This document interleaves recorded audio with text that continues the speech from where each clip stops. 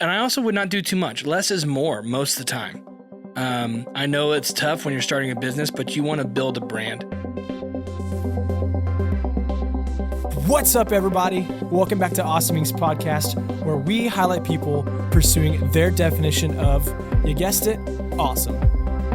So buckle up and get ready for some more success story adventures and failures from Kentucky's tech and entrepreneur community.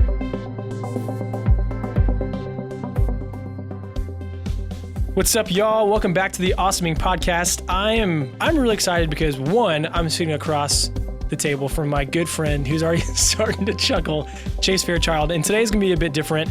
We're recording a couple episodes that we'll be releasing in a marketing series. For those of you who don't know, Chase is a very talented communicator, storyteller, and he does exceptional work in the marketing industry. And I'm not gonna go into all of his background. We did that a while ago, but Chase, give a quick recap, and then I'll set this back up before we dive into some content. Sure. Yeah, I'm happy to be here, Garrett. Like you said, I've worked in the marketing industry and have been pretty fascinated with business and entrepreneurship my whole life. And so, I'm really excited to dive into some of the fundamentals that I've kind of discovered with my team and some of our clients over the years about some good marketing for small business. We really help small business owners, transform their business and grow their business with good marketing fundamentals. And so I'm excited to kind of do a deep dive to answer some questions from some founders and hopefully come up with a really practical series that can help people in a real way. Sweet. That's perfect. You just said it right there, Chase. So for those of you who are listening, first of all, thanks for taking the time. We'd love to hear some feedback from you after and during this episode. This first little bit's going to be going back to the basics. And that's something that we have realized. Sometimes it's so easy to get lost in the sauce. If you focus on the sizzle of things, but really you want to make sure that your, what we say at Awesome Inc., your hot dog, the main thing is actually the main thing. So Chase, with that being said, what would you say is good marketing?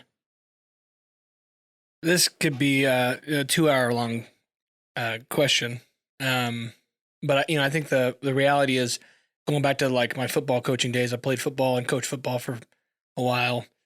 And the best thing to do is to master the fundamentals. And I think fundamentally marketing is talking about your product. It's building relationships with people in the context of your product. And that, ask me tomorrow, I'll probably have a different definition. It's something that I think is a moving target that's always changing a little.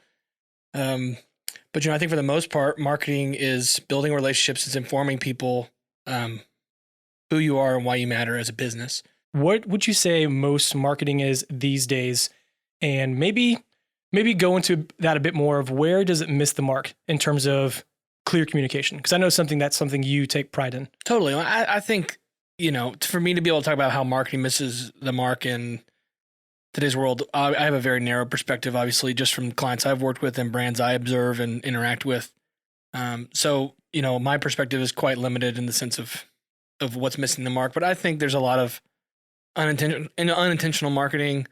There's a lot of companies out there who use kind of the same old tactics, the same old deal, and they're just saying if it ain't broke, don't fix it, kind of thing.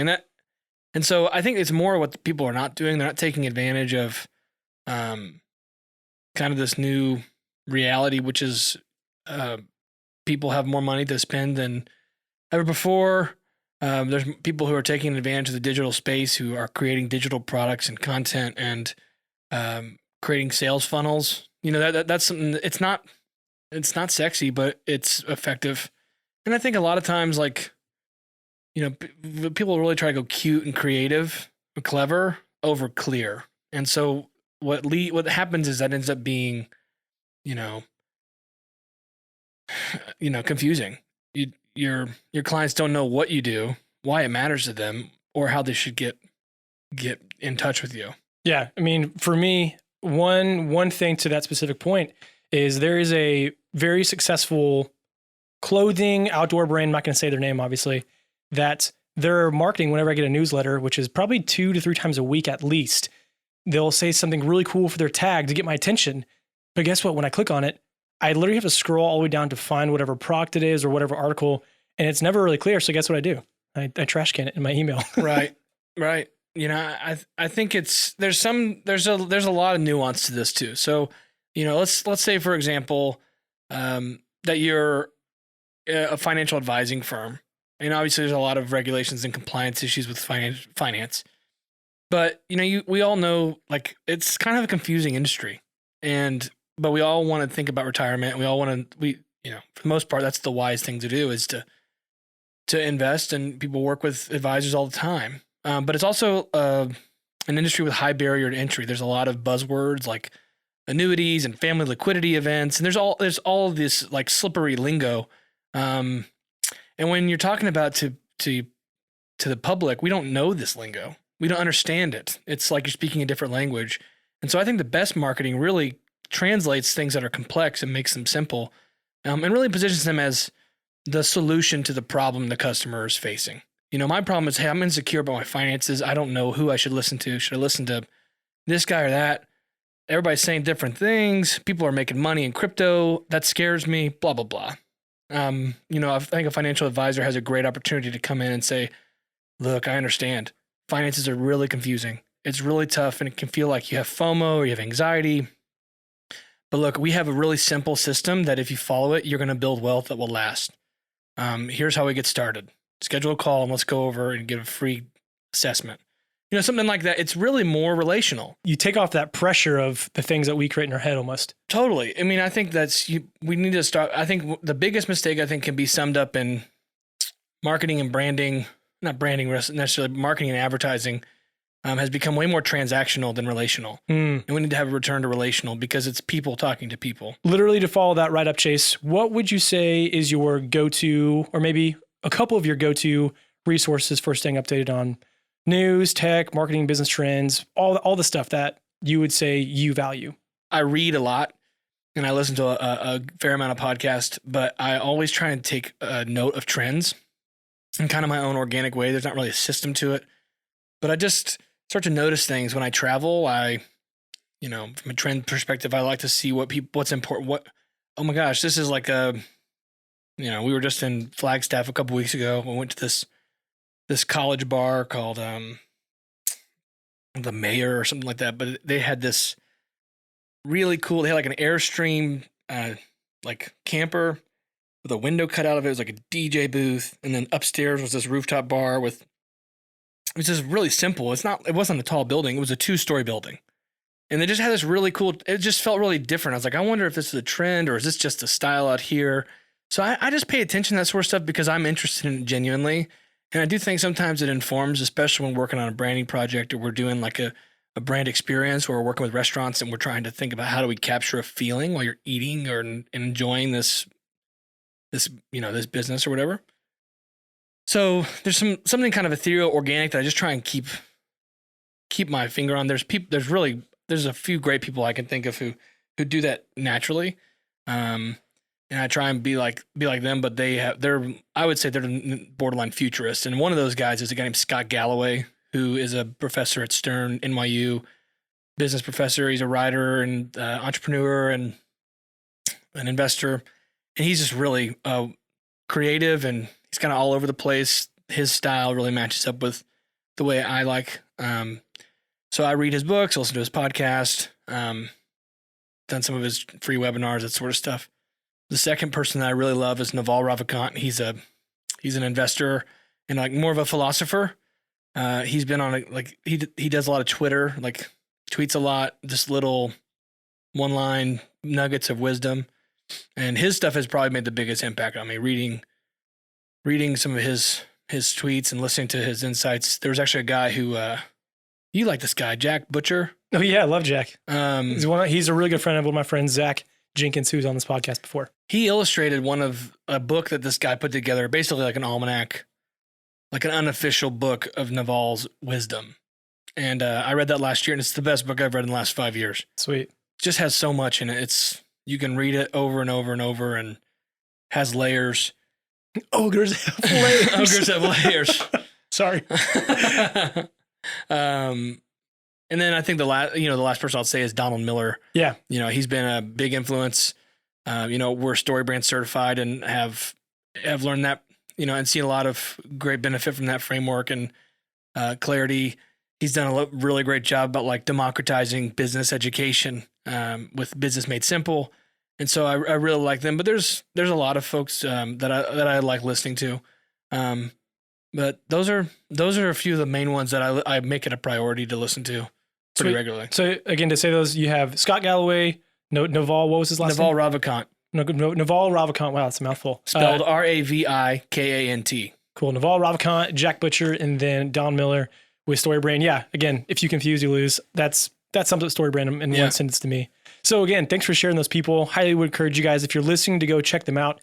Chase, to throw it right back to you, what would you say is the best way for you, as someone who leads a business, you lead a team, to figure out who your target demographic is? Again, the people you're trying to reach. And to that, is there any resource that you collect actual data from to help narrow or find that demographic? I wish I had a better answer for this, but really it's just doing the legwork of doing the research yourself. Oh man, you're saying do the work. Yeah. Oh gosh, that's tough. I'm sure there is one. Like I said, I'm not really in the technician space. So like Stephanie is our account director and does most of our marketing campaigns and management. And so, we really start by just tackling, demographics and psychographics. And we start looking at like, you can narrow down, just like when you're creating an ad set on Facebook or Instagram, you start with where they are. Who are they? If it's a brand for men, like you just narrowed it by 50%. Yeah.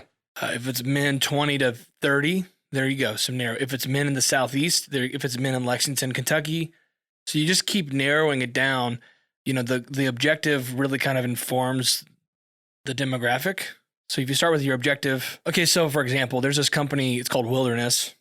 That's their Instagram handle. At least I'm not sure if it's the company name, but they do like guided trips out west to national parks, and you can ride ATVs and motorcycles, and it's really kind of a curated event. It's bougie camping, and they have male trips and then co-ed trips, and if they're trying to reach guys in Kentucky, they're going to look for guys who are interested in out west. So what do they like? Well, they like hiking at the gorge.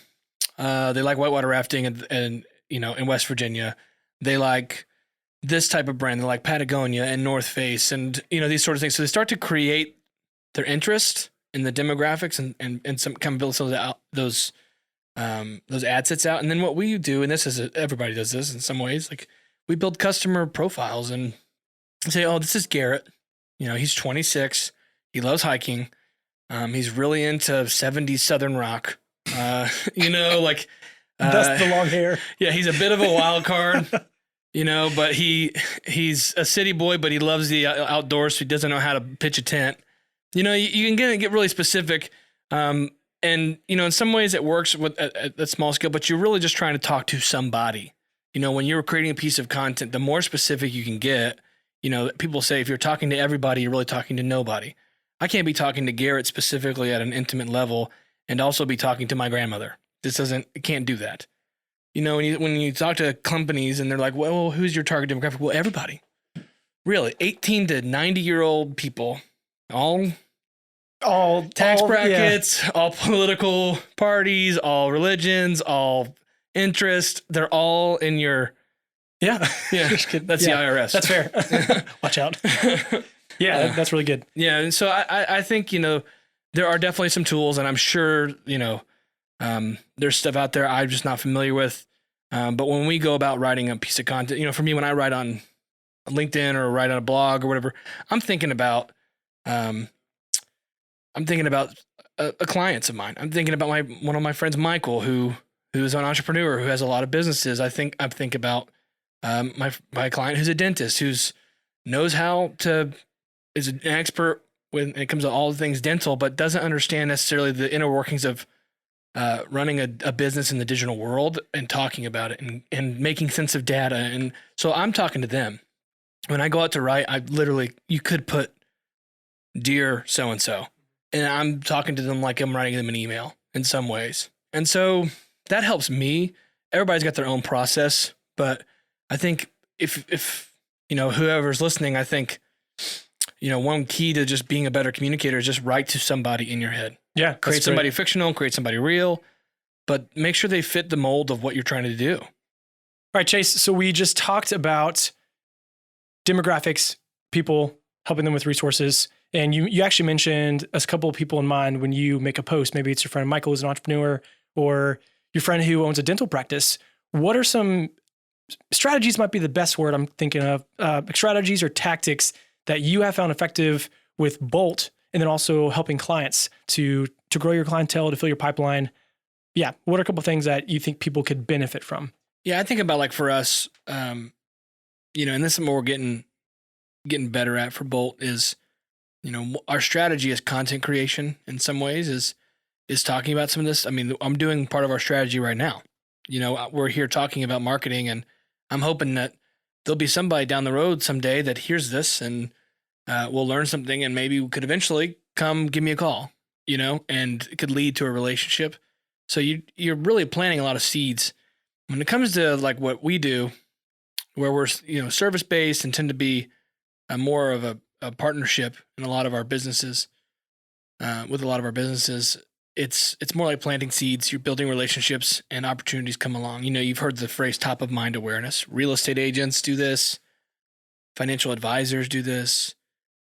They're just trying to be out there generating relationships so that when somebody has a real estate need, they think of whoever. So, I really think simplicity is the key, when it comes to try and keep the pipeline full. Like, pick the thing that makes the most sense for your business. So if you're a roofer, and it's a roofing company, you got to think about how people are engaging with roofing company. Like, people, how do you? Like, you're probably, if you're a roofing company, you're probably not going to have 100,000 Instagram followers. You're probably not going to have a super engaged audience on a roofing company. I mean, I could be proven wrong, I'm sure, but most people search for roofing companies on Google or not Bing. People Google it, and they find it. They just type roofers near me, and then that's why SEO is so important, or search engine marketing, is important, is because that's how people are finding you. So if I'm a roofing company, what do I need to do? I need to invest in a site that prioritizes SEO, and I need to take my ad dollars and put them into search engine marketing campaigns. I'd probably avert some of those ads from social out, the efforts too, like the energy spent on like keeping up a Facebook page, or, and like I said, this is my opinion. So it's totally just mine, what I've seen work and not work. I don't, and based on my consumer experience too, because I'm not engaging with a roofing page yet. But, I think also like businesses like that benefit from having their trucks wrapped.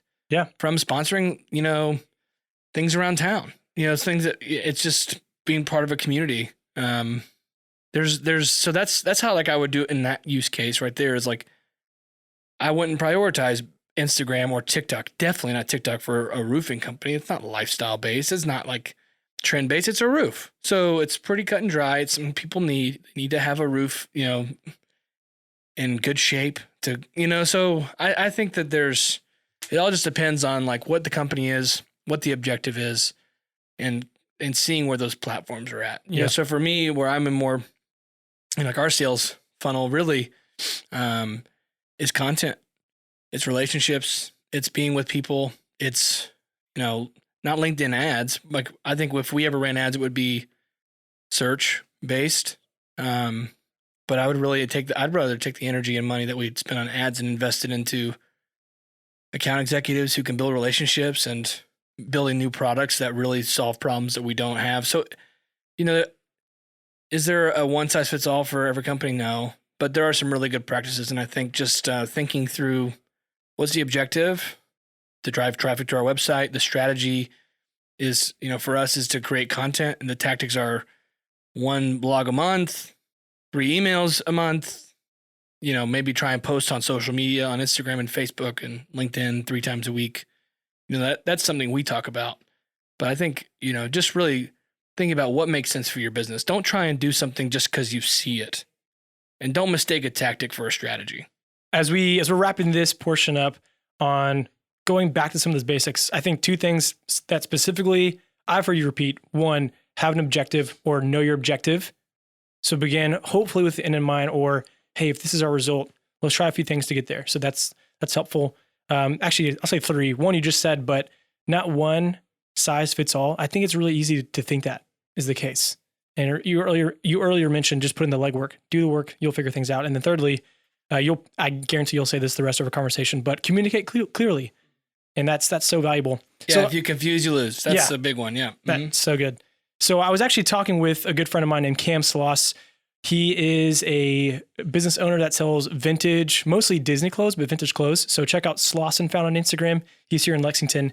And as we were talking, he was asking me a couple things about marketing events. So he does a lot of pop-up shops. Chase, what would you say are some ways to market events and hear this effectively? And then 2, how do you get people to attend an event without sounding desperate or maybe even being repetitive? It's a good question. I think this is where cross-marketing comes in. So partnering up with somebody who has a brand that you want to be associated with. So if you are, so it's vintage. So like if he went to like a local record store and said, hey, this is what I do. I would love to partner up with you and, bring this in. And I think, people are going to come in and come to the store. Just find a partner. There's actually, I forget the name of the company, but over off of Leestown, it's called Retro. Retrograde. It's like Retro Reworks. It's like a vintage video game store. Okay. I'm not sure if they're still there, but like that would be a great example to like go to them. They sell vintage N64s, and well, they're not all N64s are vintage. They just sell N64s. Yeah. And I go to them and I'd partner up with them, and I also would not do too much. Less is more most of the time. I know it's tough when you're starting a business, but you want to build a brand. Anthony Bourdain, who I really like a lot, he had this really great theory about like what to do when you're how to have a hit restaurant in a city is, open the first day and run out of pizza at 1:00. Serve the pizzas, but just like always make sure that there's a line. Then the next week, run out of pizza at 1:30. And then after 4 weeks of running out of pizza, you have a hit restaurant because people think about it as from a scarcity mindset. They think, okay, it's hard to get in here. We got to go get in line, or we got to go there. Oh my gosh, we can get in a table there. Let's go. He said it more elegantly than I did, but I think that the meat of it is the same in the sense of less is more. If he did a quarterly pop-up and he had all this inventory that he was sitting on, and he could rely on some online sales to drive some of that events, build up that social following too, that he could have more of a pop. And then eventually he could, as he builds his following, he could have more events. But yeah, that's one thing. The first thing that comes to mind. And then additionally, just creating some content. I would say TikTok would be fantastic for him. Fascinated by TikTok. I know a lot of people knock it and think it's corny, but it's really crazy how much stuff is happening on there. It's really interesting to get on there, and it's a time suck. It can be for sure. You get on and you're like, oh my gosh, I'm 3 hours later. yeah, like wait, but that's something I think is those are some examples of things that work for him. The roofing company should not be partnering with a vintage store ever. Yeah, maybe. Right, I'm just kidding. So it just lines up with kind of what he's about, and I think he's reaching a certain type of person, somebody who's nostalgic, somebody who likes the style of the design, that sort of stuff, Cool beans. I'll make sure he hears that. Oh, also one thing that he could do, it'd be kind of fun, is he could do like an outdoor like viewing of like, I don't know, like the Goofy movie or something. And he could have he could make it an event. Event marketing is so cool, because if he has a pop-up store where he just has his stuff, that's one thing. It's a store. It's a pop-up store. But if it's an event marketing, he's creating a brand experience for his customers to walk into, and to experience something that's like really special. Like, oh my gosh, this is great. So I think that's another opportunity for him to look for those unique crossover things where he might even have a piece of clothing for sale there. He's just building his brand. That's good stuff. Well, Chase, we'll put a wrap right there for getting back to some of the basics, because we're starting to get into creativity, I'm going to say that for next time. So again, everyone, thanks for listening. If you have any messages, Chase, where can someone reach out to you and pick your brain a bit more? They can just go to our website at buildwithbolt.com, or they can check me out on Instagram. It's just Chase Fairchild. Well, that's it, guys. Thank you so much for checking out this episode of Awesomings Podcast. And another quick thank you to Lee Rosevear and a few members from our community who provide the music that you hear in this show. Lastly, give us a follow on Instagram, Facebook, all that jazz. Or even better, come on down to our space. Come be a part of our community and get plugged in, and let's start something awesome together. You guys rock. We'll see you next time.